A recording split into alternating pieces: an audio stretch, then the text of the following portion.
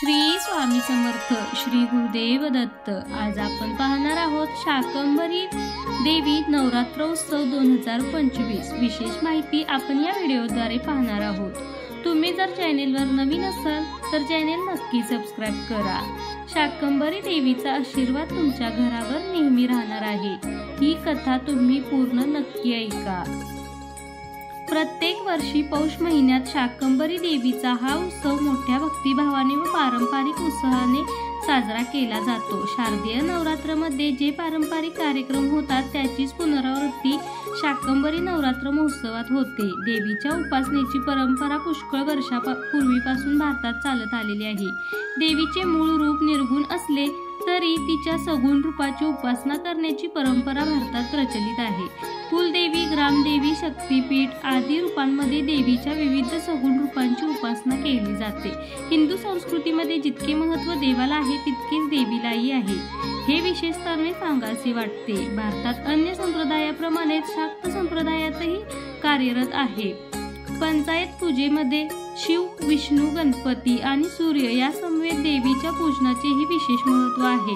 उपासकांच्या हृदयात देवीला विशेष स्थान असल्यामुळे प्रतिवर्षी नवरात्र उत्सव मोठ्या उत्साहाने भारतभर साजरा केला जातो. पौष शुक्ल अष्टमीपासून पौष पौर्णिमेपर्यंत शाकंभरी नवरात्र साजरा केला जातो. यंदा हा उत्सव 7 जानेवारी ते 13 जानेवारी दरम्यान साजरा केला जाणार आहे. भारताच्या विविध प्रांतासोबतच महाराष्ट्रातही शाकंभरी देवीची पूजा केली जाते. शाकंभरी पौर्णिमा ही पौष पौर्णिमेला असते. महाराष्ट्रातील काही देशस्थ ऋग्वेदी ब्राह्मणांची ही कुलदेवता आहे. शाकंभरी देवीला बनशंकरी असं आणखी एक नाव आहे. तिचे मुख्य स्थान विजापूर जवळ बदामी येथे आहे. शारदीय नवरात्रीप्रमाणे शाकंभरी नवरात्रीमध्येही आदिशक्तीची पूजा केली जाते. प्रत्येक चांद्र महिन्याच्या पौर्णिमेला काहीतरी विशेष महत्त्व आहे. यंदा 13 जानेवारीला शाकंभरी पौर्णिमा आहे. शाकंभरी देवीच्या उत्पत्तीची कथा. देवी भागवत ग्रंथामध्ये शाकंभरी देवीच्या उत्पत्तीबद्दल दिलेल्या माहितीनुसार एकदा खूप मोठा दुष्काळ पडला होता. लोक अन्न पाण्याविना उपाशी राहिले. त्यामध्ये अनेकांचा मृत्यूही झाला.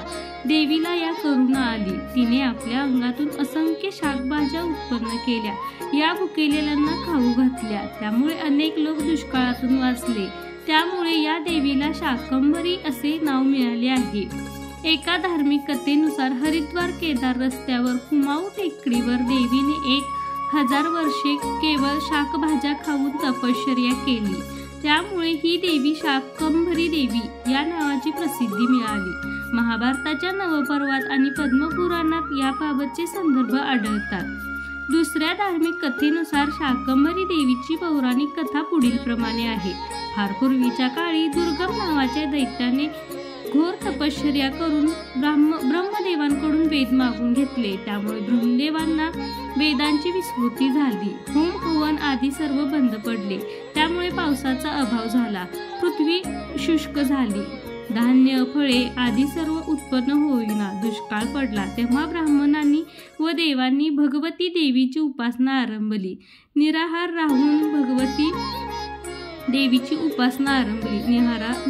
राहून भगवती प्रसन्न व्हावी म्हणून तिची स्तोत्र, स्तुती, जप जाप यांनी उपासना केली. तेव्हा भगवती जगदंबा त्यांना प्रसन्न झाली. तिने सर्वांसाठी शाकभाज्या म्हणजेच फळे निर्माण केली. तिच्या कृपेने परत पाऊस पडू लागला.